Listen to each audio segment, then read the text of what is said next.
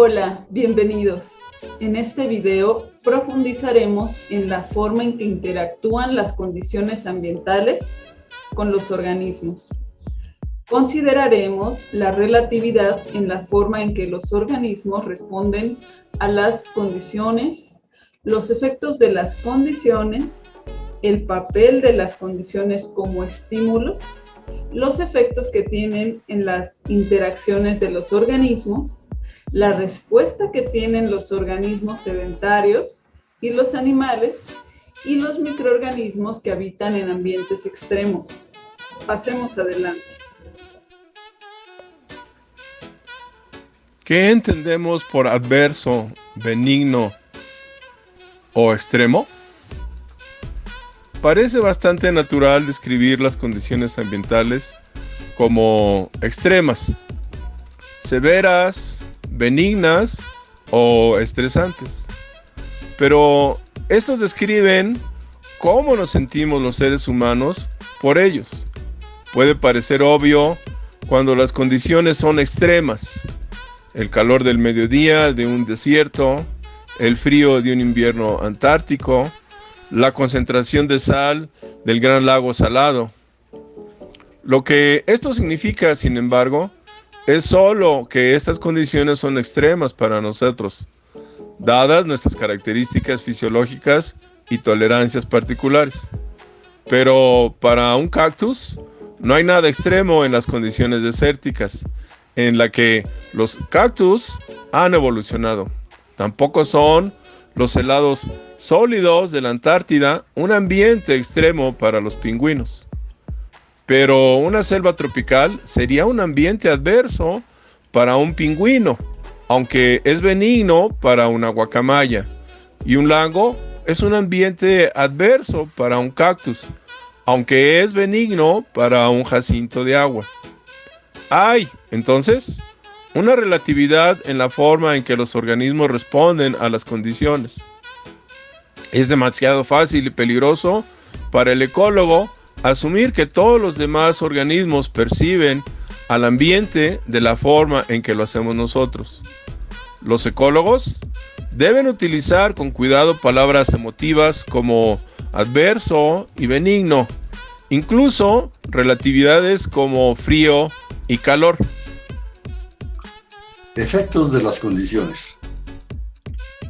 La temperatura, la humedad relativa y otras condiciones físico-químicas inducen una serie de respuestas fisiológicas en los organismos que determinan si el entorno físico es habitable o no. Hay tres tipos básicos de curvas de respuesta que vemos en esta figura.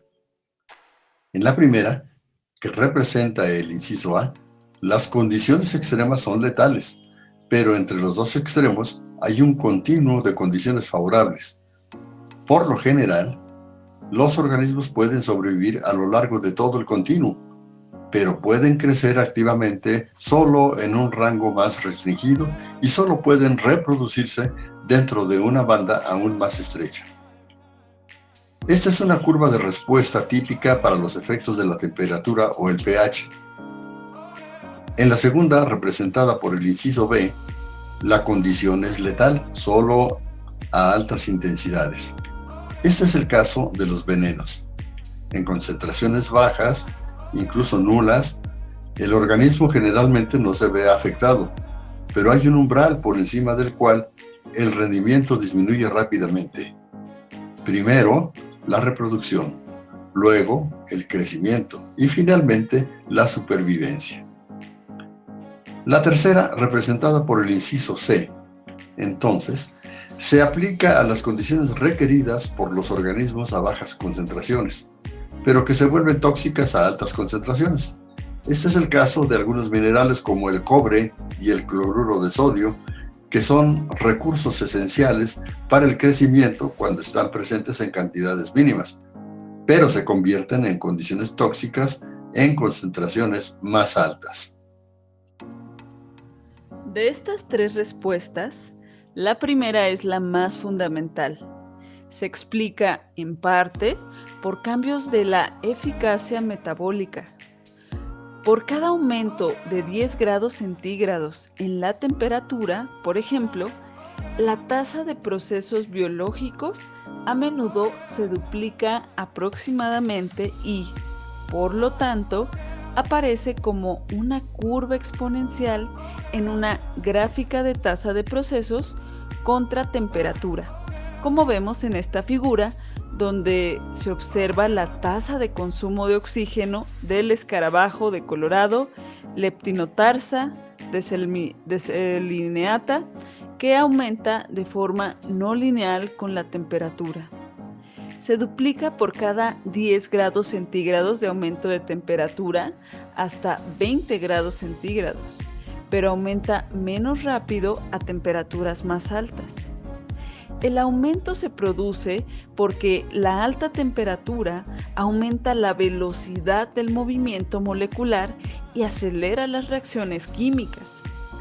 Para un ecólogo, sin embargo, es probable que los efectos sobre las reacciones químicas individuales sean menos importantes que los efectos sobre las tasas de crecimiento o desarrollo sobre el tamaño corporal final, ya que estos tienden a impulsar las actividades ecológicas centrales de supervivencia, reproducción y movimiento.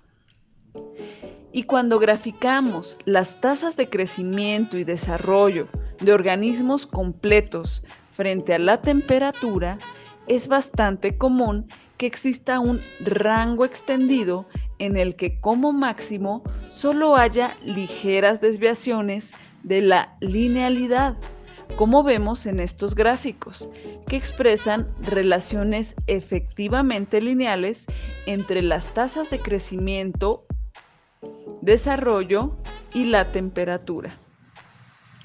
Incluso se muestran las ecuaciones de regresión lineal. Ambos son muy significativos. En el caso del inciso B, se grafica el crecimiento del protista Strombidinopsis multiauris. En el inciso C, por otro lado, se grafica el desarrollo de huevo adulto en el ácaro Amblyoceus californicus, donde la escala vertical representa la proporción del desarrollo total logrado en un día a la temperatura en cuestión. De cualquier manera, a temperaturas más bajas, aunque más bajas varía de una especie a otra como se explicó anteriormente, es probable que el rendimiento se vea afectado simplemente como resultado de la inactividad metabólica. Juntas, las tasas de crecimiento y desarrollo determinan el tamaño final de un organismo. Por ejemplo, para una tasa de crecimiento determinada, una tasa de desarrollo más rápida conducirá a un tamaño final más pequeño. Por lo tanto, si las respuestas de crecimiento y desarrollo a las variaciones de temperatura no son las mismas, la temperatura también afectará el tamaño final. De hecho, el desarrollo generalmente aumenta más rápidamente con la temperatura que el crecimiento, de modo que para una amplia gama de organismos, el tamaño final tiende a disminuir con la temperatura de la cría, como se ve en este gráfico del tamaño de protozoarios a diferentes temperaturas. Estos efectos de la temperatura sobre el crecimiento, el desarrollo y el tamaño pueden tener una importancia práctica, más que simplemente científica. Cada vez más, los ecólogos deben predecir. Es posible que deseemos saber cuáles serían las consecuencias, digamos, de un aumento de 2 grados Celsius en la temperatura como resultado del calentamiento global. No podemos darnos el lujo de asumir relaciones exponenciales con la temperatura si son realmente lineales, o ignorar los efectos de los cambios en el tamaño de los organismos sobre su papel en las comunidades ecológicas.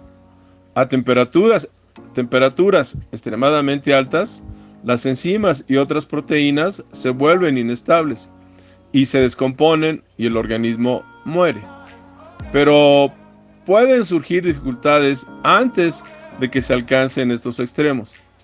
A altas temperaturas, los organismos terrestres se enfrían por la evaporación del agua de los estomas abiertos en la superficie de las hojas o por el sudor, pero esto puede conducir a problemas graves, quizás letales, de deshidratación o, cuando las reservas de agua se agotan, la temperatura corporal puede aumentar rápidamente.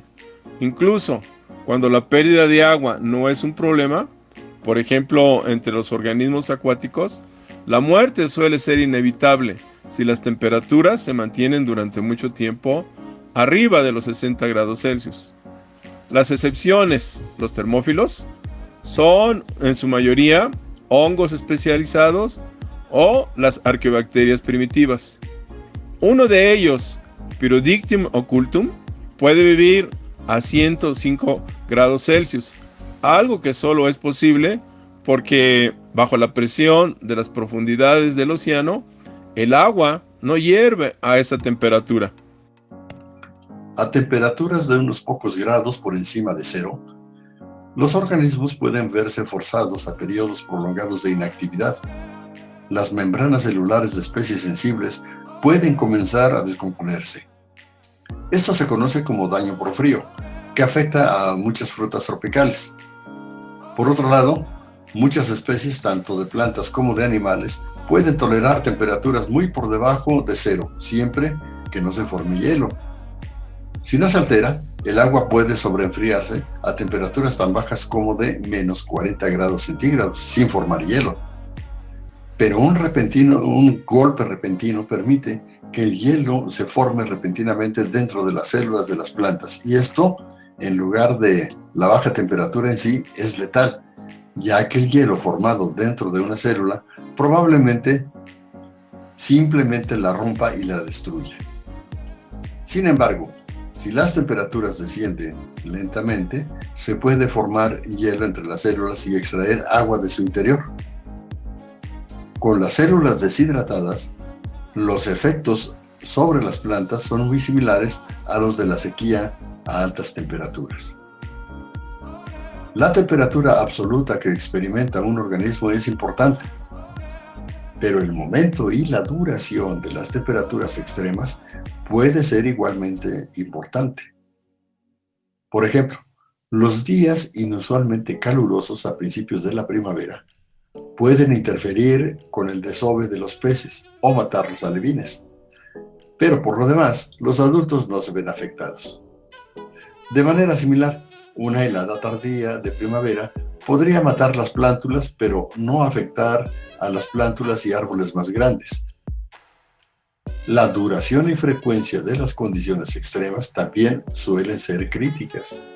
En muchos casos, una sequía periódica o una tormenta tropical pueden tener un efecto mayor en la distribución de una especie que el nivel promedio de una condición. Para tomar solo un ejemplo, el cactus saguaro puede morir cuando las temperaturas permanecen bajo cero durante 36 horas, pero si hay un deshielo diario, no corre peligro. En Arizona, los bordes norte y este de la distribución del cactus corresponden a una línea que une lugares donde en días ocasionales no se descongela. Por lo tanto, el saguaro está ausente donde ocasionalmente hay condiciones letales. Un individuo solo necesita ser asesinado una vez